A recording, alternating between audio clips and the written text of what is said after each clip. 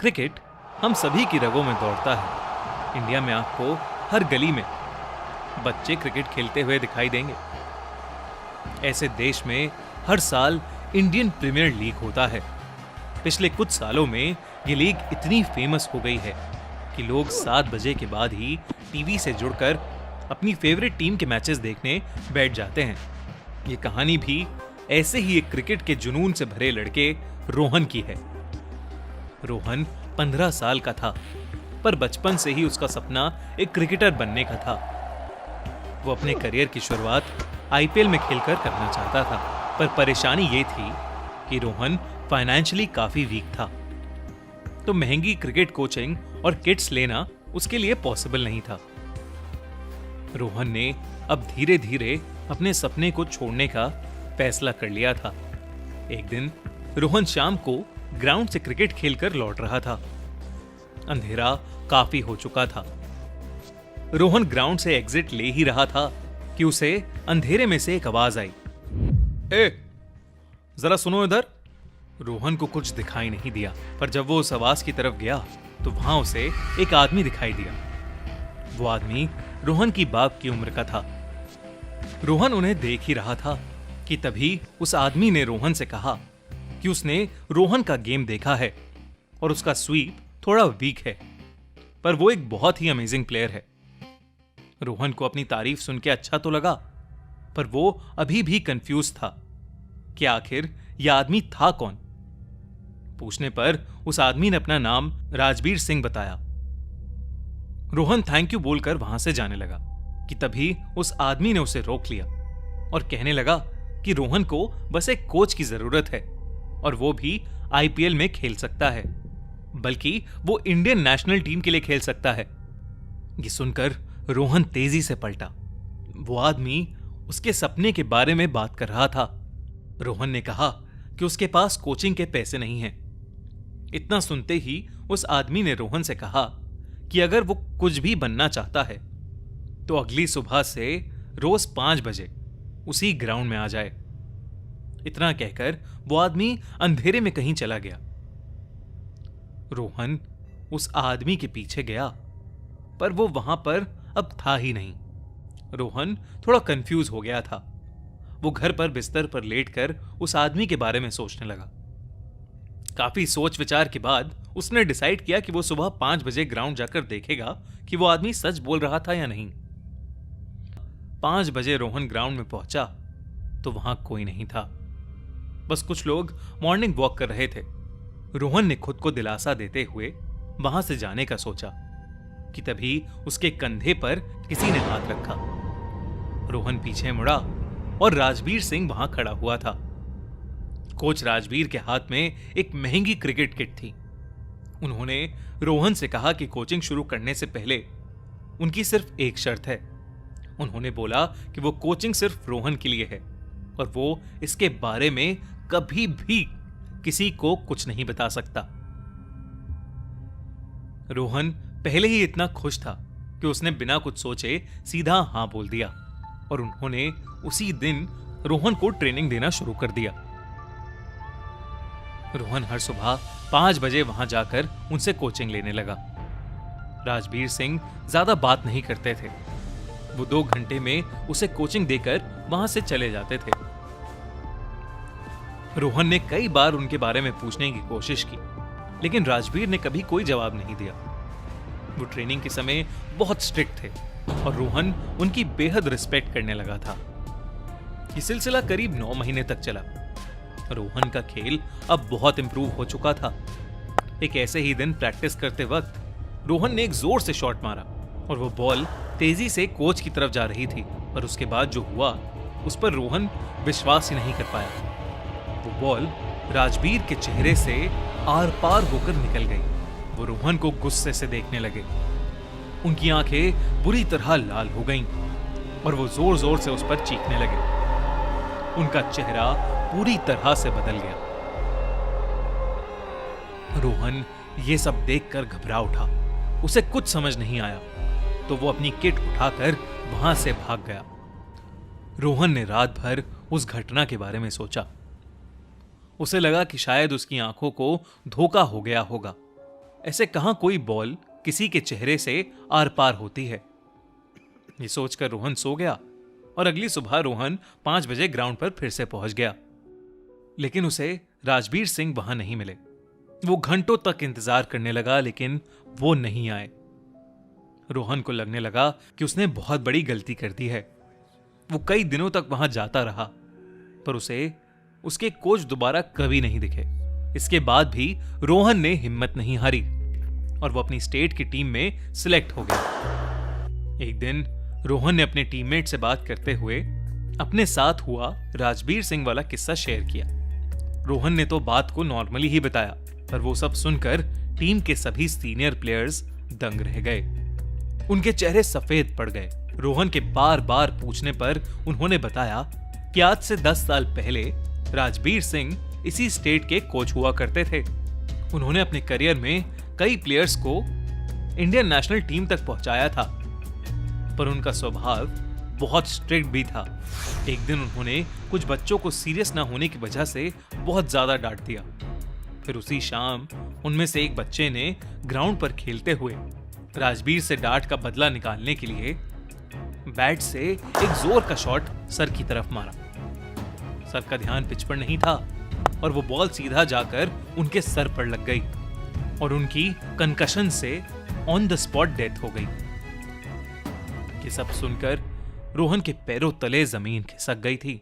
वो कोच जिसने रोहन को 9 महीने तक जी जान लगाकर ट्रेन किया था, वो इंसान नहीं बल्कि राजबीर सिंह की आत्मा थी।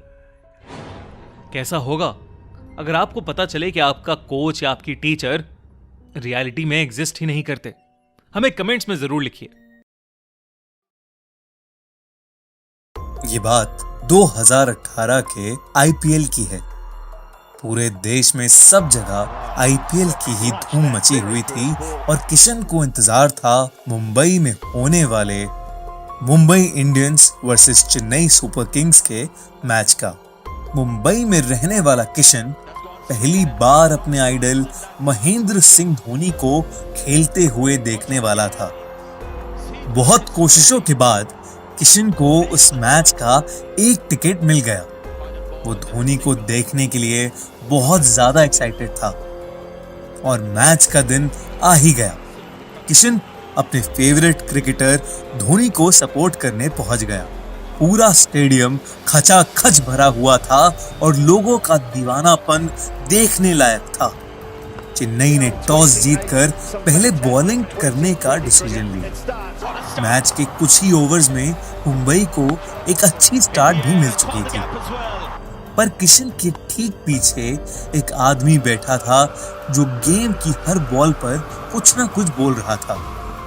किशन ने उसे देखा तो उसे लगा कि वो आदमी दिखने में जितना अजीब है उतनी ही उसकी बातें भी अजीब हैं। उसने अचानक किशन के कान के पास आकर बोला, चौका, और अगली बॉल पर चौका चला गया। फिर उसने बोला, आउट, तो अगली ही बॉल पर एक विकेट गिर गया। वो हर बॉल से पहले किशन के कान में कुछ बोलता और मैच की हर बॉल पर वैसा ही होता।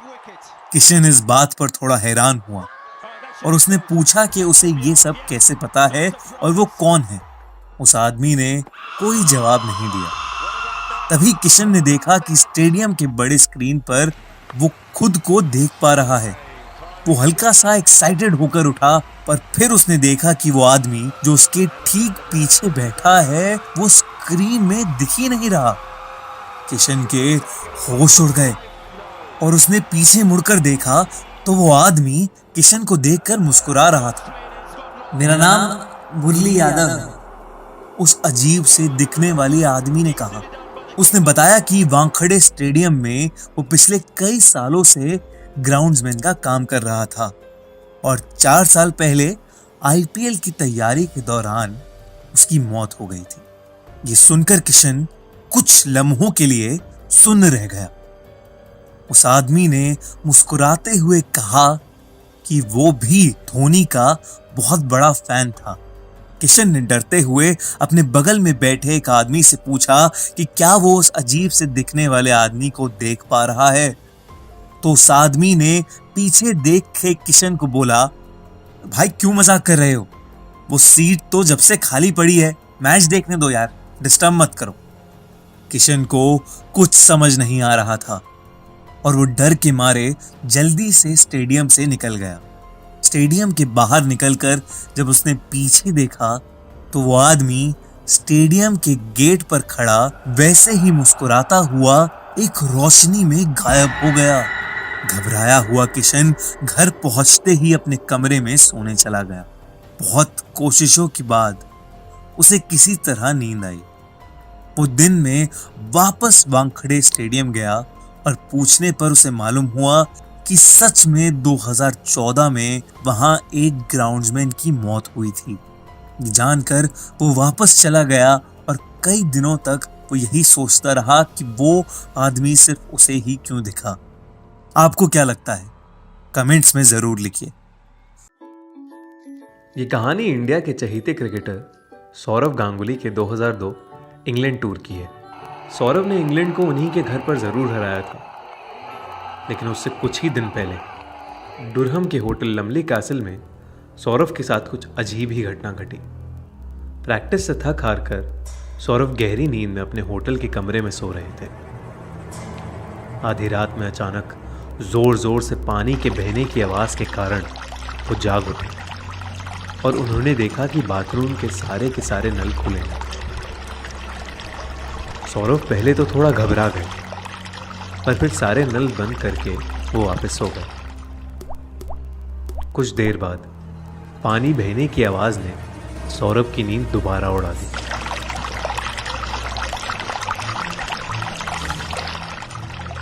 बाथरूम की लाइट ऑन थी और अंदर से किसी लड़की के गाने की आवाज सुनाई दे रही थी।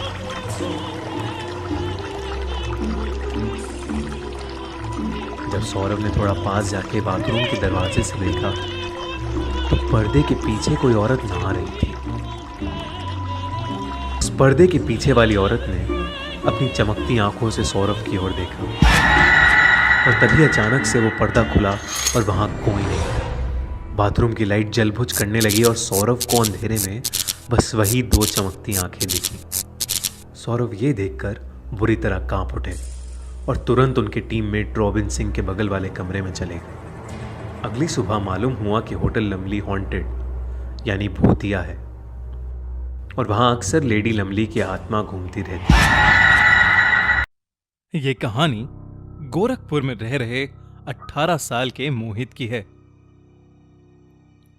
कुछ दिनों से वो बहुत परेशान चल रहा था क्योंकि वो अपने पापा से चुराए करीब 4 लाख रुपए क्रिकेट की सट्टेबाजी में हार गया था।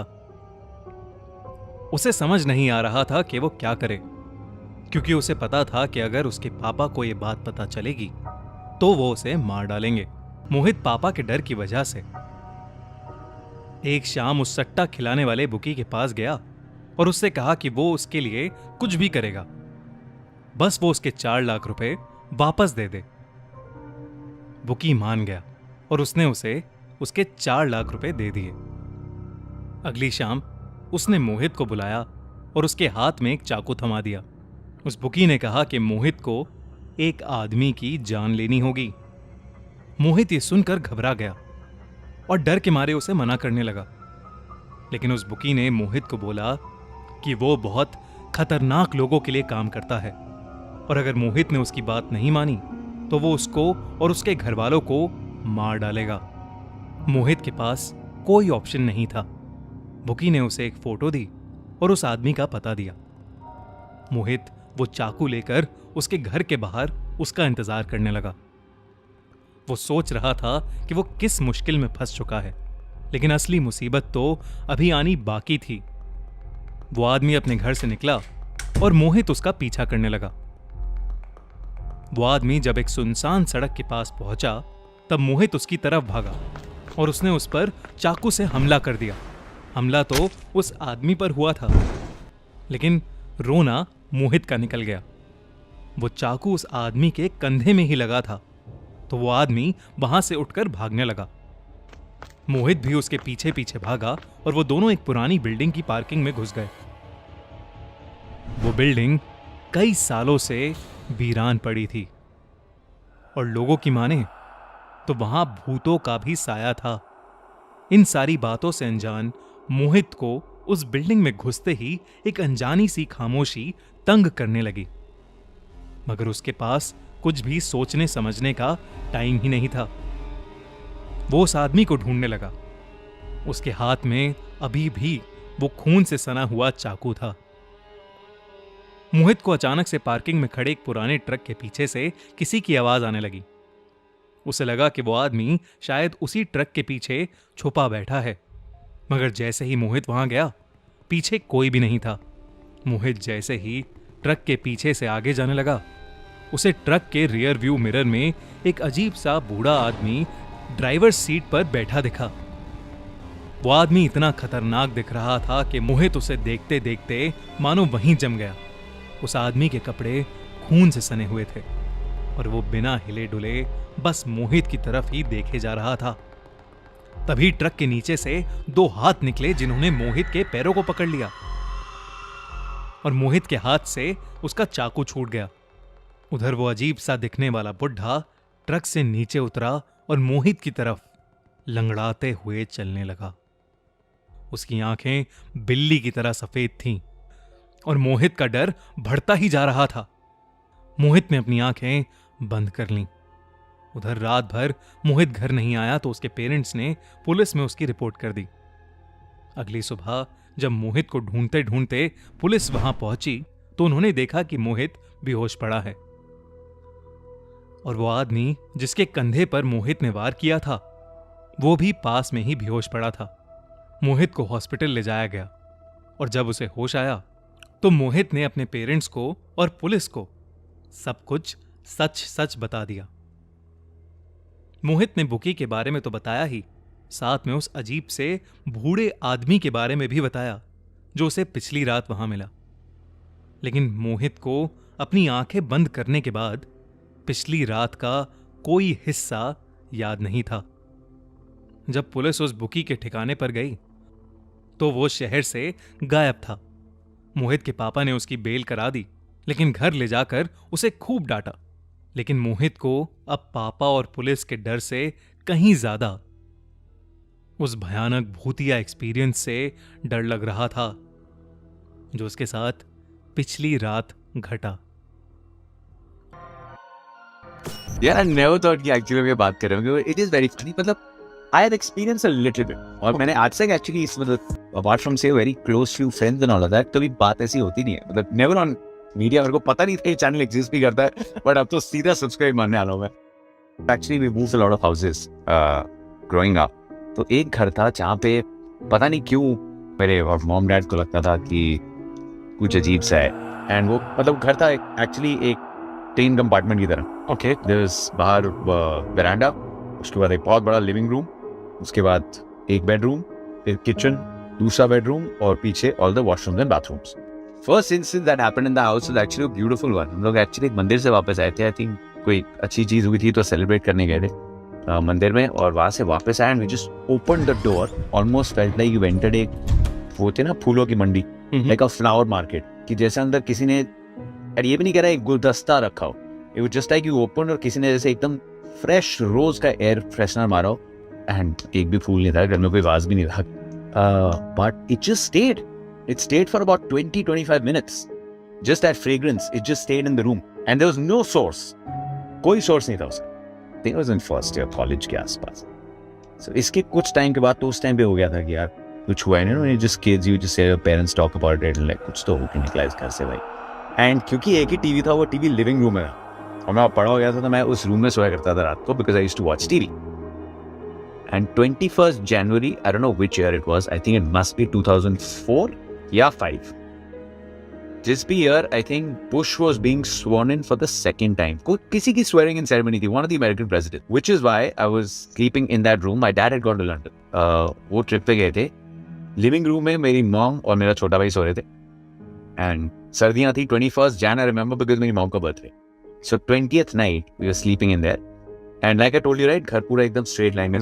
फोन की तार वो एक पैरेलल रिसीवर मेरे रूम में था. तो उसकी तार जा रही थी और पूरे जो दीवार है अलोंग द हाउस उससे जुड़ी और जो वरांडे के पास एक रोशनदान था उसमें हल्का सा कट किया हुआ तो उससे बाहर निकल रही थी। सो रात हो गई है, सो रहे हैं, मैं वो स्वेरिंग इन सेरेमनी उसमें स्लीप होता था टीवी पे, स्लीप दबा के सो गए। At some point it was really dark और वो गर्म वाला ब्लोअर होता है मैंने अपने एकदम पैरों पे रखा एंड ठंड भी लिया है, मजा आ रहा है। At I don't know what time around 1:30 heard a loud bang and I just opened my eyes. जवान लड़का है यार and he would jump out of it. My mom's like, Jatin, what happened? And मैंने मुझे नहीं पता. She's like, उठ के देख. I'm like, I can't get up. I just couldn't get up. So I had like the blanket till here and I literally felt like I was trembling and I had gone cold. आवाज आई है, कमरे से आई है, कहाँ से आई है नहीं पता. And she's like, get up. And I was like, mom, मैं उठ नहीं सकता. And literally she came, as soon as she entered and put the light on, I could just move. It just literally I felt that I can't. I don't know if it was out of fear. Maybe it was just panic. I mean, I've never had a panic attack. Whatever it was. मतलब just, feeling so maybe scared or whatever, but I couldn't. वो जैसे ही I got up. So मेरा भाई भी था एकदम से छोटा.